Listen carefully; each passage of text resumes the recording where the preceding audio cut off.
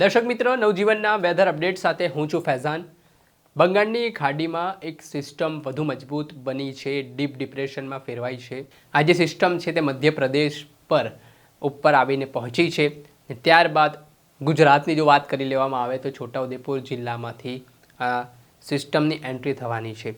ત્યારે આગામી જે 31 જુલાઈથી લઈને 4 ઓગસ્ટનો સમયગાળો છે તે મધ્ય ગુજરાત અને દક્ષિણ ગુજરાત માટે ખૂબ ચિંતાજનક માનવામાં આવી રહ્યો છે, જ્યાં ભારેથી અતિ ભારે વીજળીના કડાકા ભડાકા સાથે વરસાદ થવાની શક્યતા છે તે માનવામાં આવી રહી છે. આ મામલે હવામાન નિષ્ણાંત પરેશ ગોસ્વામીની પણ આગાહી સામે આવી છે.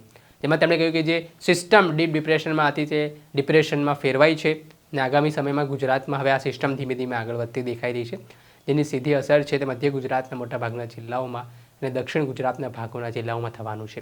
ત્યારે આપણે વિન્ડી મેપના માધ્યમથી પણ સમજી લઈએ કયા જિલ્લાઓ માટે આ જે ડિપ્રેશનવાળી સિસ્ટમ છે તે ચિંતાજનક બનવાની છે તે જોઈએ આ વિડીયોમાં. દર્શક મિત્રો, નવજીવન ન્યૂઝના વેધર અપડેટમાં આપનું સ્વાગત છે. હવે આપણે વાત કરવાના છે જે ડિપ્રેશનમાં સિસ્ટમ પરિવર્તિત થઈ છે ગુજરાતમાં. છોટાઉદેપુર જિલ્લાની વાત હોય, પંચમહાલ જિલ્લાની વાત હોય, ત્યાં 30 તારીખે રાત્રે 10 વાગ્યાથી આ વરસાદી સિસ્ટમ વધુ સક્રિય થઈ છે.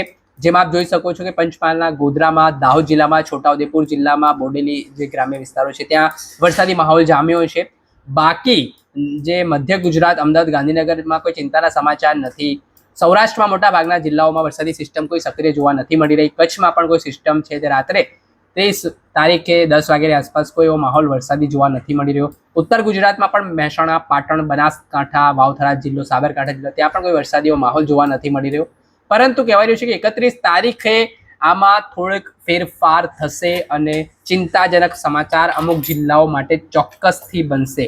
કેમ કે જે રીતે આ સમીકરણો આપણને જોવા મળી રહ્યા છે જે હવામાનના વિન્ડી મેપના માધ્યમથી, તેને લઈને આપણે જો 31 તારીખે આપણે જો આવી જઈએ ને સવારે 9 વાગ્યાની આસપાસ આપણે જો વાત કરી લઈએ તો 9 વાગ્યાની આસપાસ પંચમહાલ જિલ્લામાં, અમદાવાદ જિલ્લામાં, વડોદરામાં વરસાદની સ્પષ્ટ આગાહી જોવા મળી રહી છે.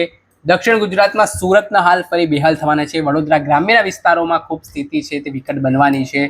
ત્યાર પછી તાપી જિલ્લામાં, વ્યારામાં પણ વીજળીના કડાકા ભડાકા સાથે અતિ ભારે વરસાદ પડે તેવી શક્યતા આપણને હાલના તબક્કે જોવા મળી રહી છે.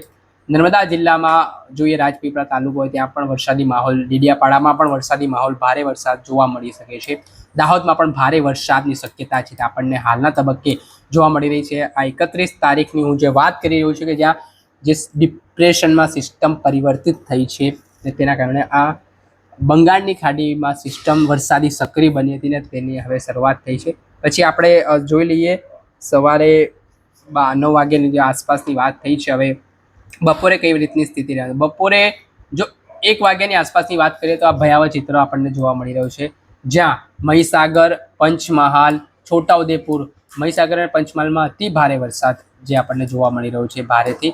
ત્યાર પછી વડોદરામાં તેમજ અમદાવાદના ગ્રામ્ય વિસ્તારોમાં વરસાદની એન્ટ્રી થવાની છે. ગાંધીનગરમાં પણ કેટલાક વિસ્તારોમાં વરસાદ પડવાનો છે. ભાવનગરમાં તેમજ ધોલેરાની આસપાસ પણ વરસાદી માહોલ, ભારે વરસાદની આગાહી જોવા મળી રહી છે. દક્ષિણ ગુજરાતમાં ભરૂચ, સુરત, નવસારી, વલસાડ અને વાપી આ જે મહત્વના જિલ્લાઓ છે દક્ષિણ ગુજરાતના, ત્યાં ભારે વરસાદ પડી શકે તેવી શક્યતા છે. ત્યાર પછી આપણે જોઈએ કે 5 વાગ્યાની આસપાસ કઈ રીતનો માહોલ. તો 5 વાગે ખૂબ ડરામણી સ્થિતિ બની ગઈ છે. 5 વાગે જોઈએ તો ગાંધીનગર, અમદાવાદ જે મધ્ય ગુજરાતના મુખ્ય જિલ્લાઓ છે ત્યાં ભારે વરસાદની આગાહી છે. ખેડામાં ભારે વરસાદની આગાહી છે. પંચમહાલ, વડોદરા જિલ્લા, છોટાઉદેપુર જિલ્લાના કેટલાક જે તાલુકાઓ છે ત્યાં વીજળીના કડાકા ભડાકા સાથે અતિ ભારે વરસાદની આગાહી જોવા મળી રહી છે. ભરૂચ હોય, સુરત હોય, નવસારી હોય ત્યાં પણ ભારે વરસાદની આગાહી. ત્યાર પછી તાપી જિલ્લામાં તેમજ નર્મદા જિલ્લાના ડેડિયાપાડામાં વીજળીના કડાકા ભડાકા સાથે ભારે વરસાદ પડી શકે તે પ્રકારની શક્યતા છે તે જોવા મળી રહી છે. સૌરાષ્ટ્રની વાત કરીએ તો ભાવનગરમાં જે મોટા ભાગનો જે વિસ્તાર છે ભાવનગરનો તાલુકાનો, અમરેલીમાં અમુક ગ્રામ્ય વિસ્તાર, ત્યાં પણ ભારે વરસાદ પડી શકે છે. ઉત્તર ગુજરાતમાં મહેસાણા, પાલનપુર, વાવ, થરાદ જિલ્લામાં વરસાદની શક્યતા. પાટણમાં પણ વરસાદ પડે તેવી શક્યતા હાલના તબક્કે જોવા મળી રહી છે 5 વાગ્યાની આસપાસ.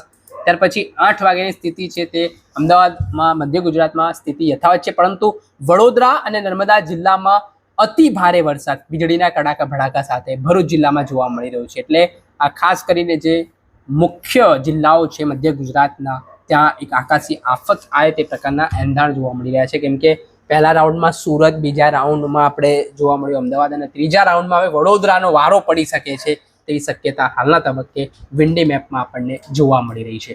દર્શક મિત્રો, વેધરથી જોડાયેલા પડના અપડેટો આપના સુધી પહોંચાડતા રહીશું, એટલે નવજીવન ન્યૂઝ જોતા રહો, લાઈક કરો અને વધુમાં વધુ શેર કરો.